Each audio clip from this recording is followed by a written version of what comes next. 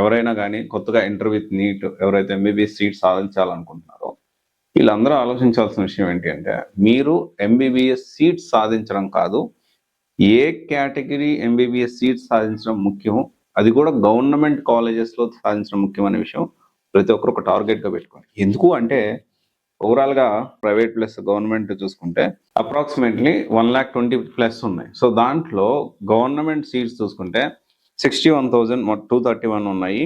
So ఇక్కడ మనం ఎందుకు ఏ కేటగిరీ సీట్ అంటే, ఏ కేటగిరీ సీట్లోనే మనకి 1,00,000 లోపే ఖర్చు అయిపోతుంది, అంటే సంవత్సరానికి 1,00,000 లోపల అయిపోతుంది. కానీ అదే బి కేటగిరీ చూసుకుంటే మినిమం 10 లక్షలు, అదే సి కేటగిరీ చూసుకుంటే ఇక మూటలు కోట్లు పెట్టాల్సి ఉంటుంది. సో ఇక్కడ అందుకనే మన ఫోకస్ టార్గెట్ అనేది ఏ కేటగిరీ సీట్ ఉండాలి. సో అదే మన ఏపీలో చూసుకుంటే 2,700 ఏ కేటగిరీ సీట్లు ఉన్నాయి, తెలంగాణలో చూసుకుంటే అరౌండ్ 4,315 అట్లున్నాయి. అయితే ఇక్కడ ఏ కేటగిరీ సీట్ అనేది మన టార్గెట్గా పెట్టుకోవాలి. అయితే ఇక్కడ ఈ నీట్ ఇంటర్ విత్ నీట్ ఎక్కడైతే బాగుంటుంది అంటే aspirants team, so which is located at Nallakunta. So దాదాపు 8 సంవత్సరాల నుంచి చాలా హై సక్సెస్ రేట్ జేఈలో ఉంది. సో రీసెంట్గా పేరెంట్స్ మీరు జేఈకి బాగుంది సార్, నీట్కి కూడా ఇంత మంచిది ఉంటే బాగుంటుంది అని చెప్పి పేరెంట్స్, కొంతమంది సిబ్లింగ్స్ వాళ్ళ డిమాండ్ మేరకు నీట్ కూడా ఇంటర్ విత్ నీట్ కూడా స్టార్ట్ చేశారు.